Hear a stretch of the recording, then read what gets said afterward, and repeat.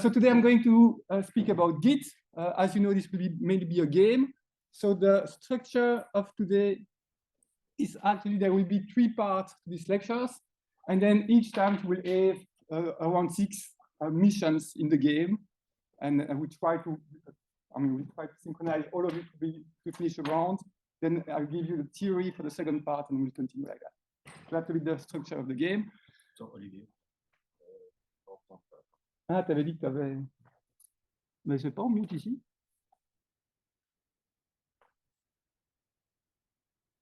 Pourtant ici, je suis en... Toi, tu m'entends? T'avais pas dit que t'avais un truc que tu dois faire? Hello? Moi, je t'entends. Ok. Maxime, tu nous entends?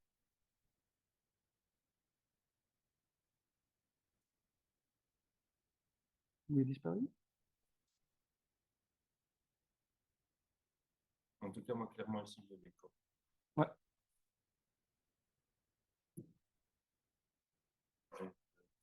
Si c'est Windows, il faut... Ah voilà, c'est bon. Ok. Et alors, en premier, tu peux gérer ça.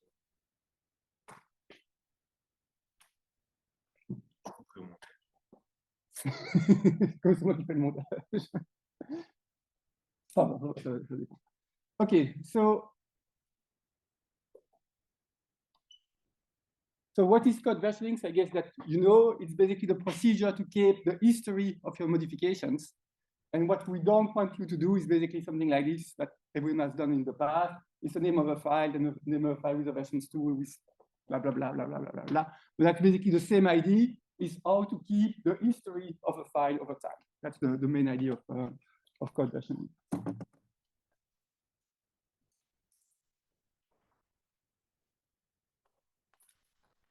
So the key concepts that you need to know for code versionings is basically the commit and the concept of history. So the history is quite clear. It's basically how was your file in the past, and the commit is basically a snapshot of your files at a given time in the history.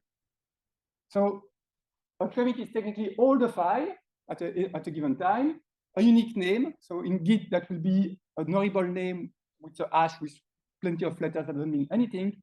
And of course, a couple of metadata. So we created that commit, when, so the date, and typically some information is why did you create that? Because you fix a bug, because you change a chapter and stuff like that. It's information that you provide to make it more user-friendly for you to know what's going on.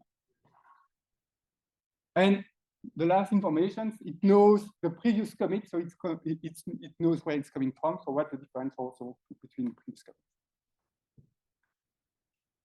So, why that's typically an history. You start with a file, you edit one, you create a new commit with a version 2, you remove files and so on and so on. And to simplify, we'll always in the slides always remove all the information. We just say we have a commit 1, commit 2, commit 3. And when you see that, you know that something changed. And for this lecture, we don't care personally what changed. Of course, in your project, that's the most important part. Okay, so the second concept, that is a lot of people use Git without knowing, so that's important that you pay attention. There are 3 spaces or 3 areas in Git. There is a workspace, and the workspace is that what you see basically. So you open your laptop, you open your directory, you edit your files. That's what I mean. That is the workspace. That's where you work. That's where all your files are. When you open a text editor, that's where your files are. The second space is well known in a way. It's a storage area, and that I put this picture that's from this movie. You recognize it? It's Indiana Jones. It doesn't matter which movie, obviously. But that's basically the storage area where you have the arc of, I don't remember the name. But let's say it's the area which is well organized where you can find your stuff easily. In practice, that's where it stores all the commits. So all the previous versions of files are stored in that area. And then you don't touch that area directly, but only by Git command, obviously. And in practice, if you want to see where it is, that's inside the .git. So you typically don't go, but that's where it starts. And between the two, there is a third area, which is called the index. And that's the stage, what is called also staging area. And that's where you prepare the box. So that's where you work. When you have a file which is ready to be put in a commit, you first put it in an index by saying, okay, this file is now ready to put in the repository. When all the files, when this box is ready, you close the box and you put it in the storage. But you really need to understand that there is not 2 but 3 spaces, because sometimes you can have 3 different files in those 3 different areas. And okay, it's still in .git index, but that's not that interesting. Okay, so let's tell you how it works. So typically we start what we say in a clean space. So we have 3 files, 1 file in the workspace, 1 file in the index, and 1 file in the repository, which are all the same. So that's why it's called AAA.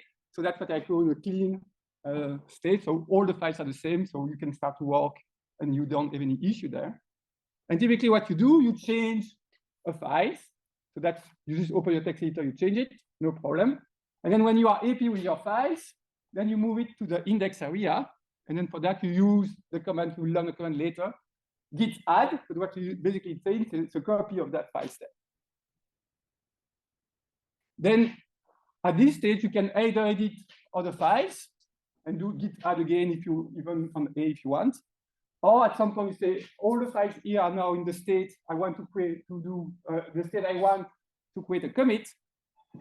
And then in that stage, you do git commit, -m to put some information, but that's optional. And then now you have a new box that is saved permanently. Okay? One last information before going to the game.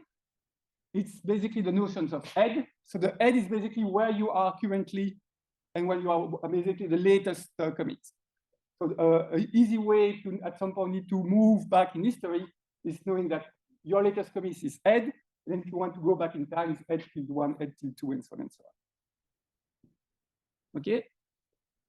Any questions, no theory? No? So it's time to play. I will not cover too much details, command, and stuff like that, because you will learn them by yourself. So you can either go to Lemaitre 3 or Manbat. So if you are not from UC Louvain, the only choice is Lemaitre 3. Otherwise, you choose. And then to start the game, you do module load git shell. I can